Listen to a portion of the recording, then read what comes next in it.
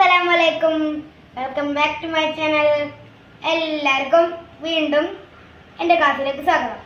പക്ഷേ ഇത് നമ്മളെ 3-ാം ക്ലാസ് അല്ല. നമ്മൾ കുറേ ദിവസമായില്ലേ 3-ാം ക്ലാസ് എടുക്കണേ. അപ്പം നമുക്കൊന്ന് മാറ്റി പിടിച്ചാലോ നോക്കി. 5-ാം ക്ലാസ്സിലേക്ക് പൊതുപരീക്ഷയല്ലേ, അപ്പോൾ എനിക്ക് എന്താവും, അതൊരു ഉപകാരം. അപ്പം നമുക്ക് എന്തെടുക്കാം, 5-ാം ക്ലാസ് 5-ാം ക്ലാസ്സിലെ താരീഖ് നമുക്ക് എടുക്കാം. ഓക്കെ, നമുക്ക് 5-ാം ക്ലാസ്സിലെ താരീഖ് എടുക്കാം. താരീഖിന്റെ തെരുവാത്തിന്റെ പേരെന്താണ്?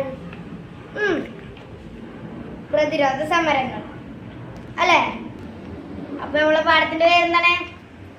പ്രതിരോധ സമരങ്ങൾ. പ്രതിരോധ സമരങ്ങൾ എന്നുള്ള പാഠം എന്തിനെ പറ്റിയുള്ളതാണ്? പ്രതിരോധം എന്ന് പറഞ്ഞാൽ എന്താണ്?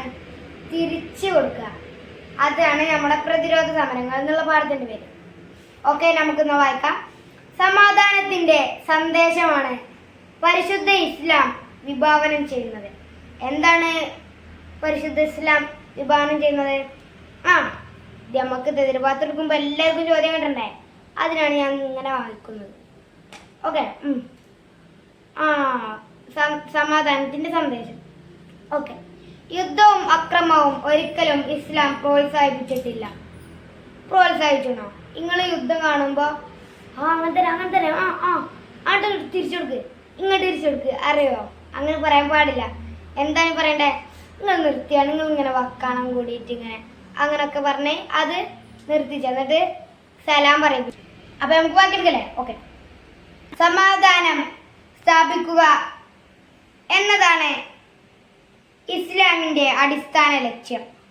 എന്താണ് ഇസ്ലാമിന്റെ അടിസ്ഥാന ലക്ഷ്യം? ഇത് നമ്മളെ ചോദ്യത്തിന് എന്തായാലും വരും.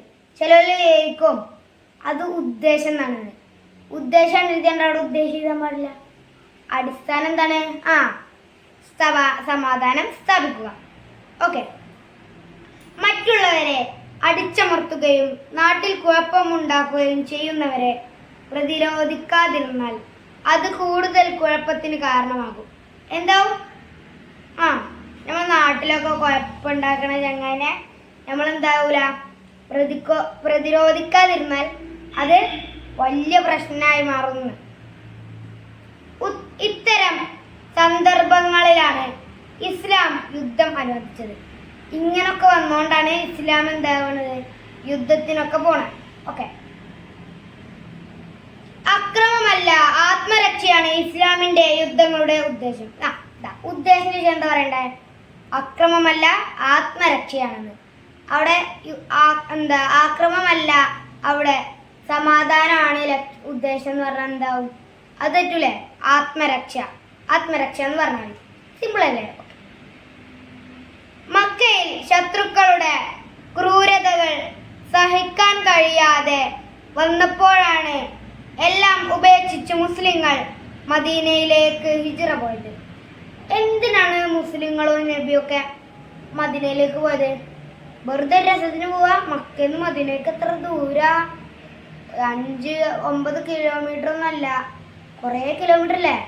ഓക്കെ, നമുക്ക് എന്താണ്? എന്നാൽ മദീനയിലും ശത്രുക്കൾ അവർക്ക് സ്വസ്ഥത നൽകിയില്ല. മദീനയിലേക്ക് അവർ സമാധാനത്തിനല്ല പോയത്. അവിടുന്നെങ്കിലും നമുക്കൊരു സമാധാനം കിട്ടിയ നന്നായിന്ന് പറഞ്ഞിട്ട് ഓര് മക്കയ്ക്ക് പോയി. പക്ഷെ എന്തായി? മക്കയിൽ ഓർക്ക് സ്വൈര്യല്ല. മദീനയിലെ ആൾക്കാര് മക്കയിലെ ആൾക്കാരെ സഹായിച്ചു. ഓക്കെ, മദീനയിലെ യഹൂദികളെയും മറ്റും ഉപയോഗപ്പെടുത്തി മുസ്ലിങ്ങളെ ദ്രോഹിച്ചു കൊണ്ടിരുന്നു. മദീനയിലെ 4 ഗ്രാമങ്ങളായിരുന്നു അന്ന് അവരെ ആക്രമിക്കാൻ വന്ന. എല്ലാം ദീനിനു വേണ്ടി സഹിക്കാൻ നബി സല്ലല്ലാഹു അലൈഹി വസല്ലമ മുസ്ലിങ്ങളെ ഉപദേശിച്ചു. അവസാനം പ്രതിരോധ നടപടികൾ സ്വീകരിക്കാൻ സത്യവിശ്വാസികൾക്ക് അള്ളാഹു അനുവാദം നൽകി. അള്ളാഹു എന്താ നൽകിയ? അങ്ങനെ നിങ്ങളോൽ കാട്ടുകയാണെങ്കിൽ നിങ്ങൾ മുട്ടെടുക്കണ്ട, നിങ്ങൾ അങ്ങോട്ടും കാട്ടുകളയും അള്ളാഹു പറഞ്ഞു. എന്താ അള്ളാഹു പറഞ്ഞ? അള്ളാഹു അറബിയല്ലേ പറയാ? ഓക്കെ, അറബി നമുക്ക് വെക്കാം. ഓക്കെ, നമ്മൾ ഇത് അറബിയിലാണ് കൊടുത്തുള്ളത്. ഇത് എന്തായാലും നമുക്ക് വരും. ഇത് ഹജ്ജ് സൂറത്തിലെ 39ാമത്തെ ആയത്താണ്. ഓക്കെ, നമുക്ക് പഠിക്കാം. ഉദിന ലില്ലദീന യുഖാതലൂന ബിഅന്നഹും ളുലിമു വ ഇന്നല്ലാഹ അലാ നസ്രിഹിം ലഖദീർ എന്നാണ്.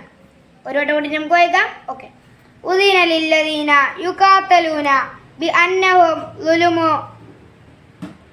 വ ഇന്ന അല്ലാഹു അലാ നസ്രിഹിം ലഖദീർ എന്നാണ്. ഓക്കെ, നമുക്ക് തുടരാം. യുദ്ധത്തെ നേരിടേണ്ടി വരുന്നവർക്ക് അവർ ആക്രമിക്കപ്പെട്ടു എന്നതിനാൽ യുദ്ധം അനുവദിച്ചിരിക്കുന്നു. നിശ്ചയം അള്ളാഹു അവരെ സഹായിക്കാൻ കഴിവുള്ളവനാണ്. ആരെ? അള്ളാഹുക്ക് പോലെ ആരെ?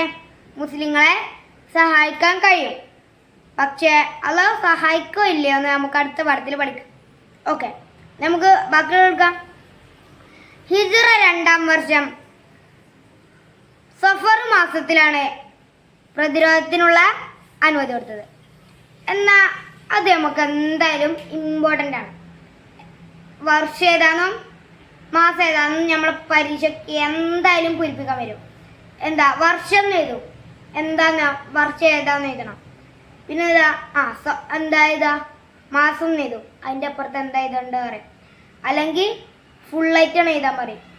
ഓക്കെ, ഹിജ്റ 2-ാം വർഷം ഏതാണെന്ന് ചോദിച്ചാൽ എന്താ പറയുക? ഹിജ്റ 2-ാം വർഷമാണ്. സഫർ മാസത്തിലാണ്. സഫർ മാസം നിങ്ങൾ കേട്ടുക്കണോ? സഫർ മാസം തദ്രുപാത്തി നമുക്ക് കാണിക്കല്ലേ? ഓക്കെ, നമുക്ക് ചിലവർക്ക് കൺഫ്യൂഷൻ ഉണ്ടാവും. നാളെ തദ്രുപാത്ത് എടുക്കുമ്പോൾ ചിലവർക്ക് കിട്ടൂല. അതാണ് ഇതിൻ്റെ വിഷമം. നമുക്ക് എന്താ എടുക്കുക? നമുക്കൊന്ന് അതിലുള്ള ചോദ്യങ്ങൾക്കൊക്കെ വരുന്ന ഒരു കാര്യങ്ങൾ ഞാൻ പറഞ്ഞുതരാം. ഓരോ കാര്യങ്ങളും ഞാൻ പറഞ്ഞുതരാം. എന്താണ് ഫസ്റ്റത്തെ കാര്യം? ഫസ്റ്റത്തെ കാര്യം നമുക്ക് ഇമ്പോർട്ടൻ്റ് ആയത് അള്ളാഹു പറഞ്ഞ ആ കാര്യമാണ്. മറ്റേ അറബി കാര്യമില്ലേ, ഹജ്ജ് സൂറത്തിലെ 39ാമത്തെ. ഓക്കെ, അത് നമുക്ക് ഇമ്പോർട്ടൻ്റ് ആവും. പിന്നെന്താ? ഹിജ്റ 2-ാം വർഷം സഫർ മാസത്തിലാണ് എന്ന് പറഞ്ഞില്ലേ, അതും നമുക്കുണ്ടാവും. പിന്നെ അസുവത്ത് ശരിയത്ത് അതുണ്ടാവും. അതൊക്കെയാണ് നമുക്കുള്ളത്. പിന്നെ യുദ്ധത്തിന് അനുമതി കൊടുത്തോ ഇല്ലയോ എന്ന് എന്തായാലും ചോദിക്കും. അത് നമ്മളെ ചോദ്യത്തിൽ എന്തായാലും ഉണ്ടാവും. ഓക്കെ, നമുക്ക് അടുത്ത ക്ലാസ്സിലാടാം. ഓക്കെ, എല്ലാവരും നല്ല ഉഷാറായിട്ട് ചായ അടിച്ചിട്ട് നാളത്തെ ക്ലാസ് കേൾക്കല്ലേ? ഓക്കെ, അസ്സലാമു അലൈക്കും.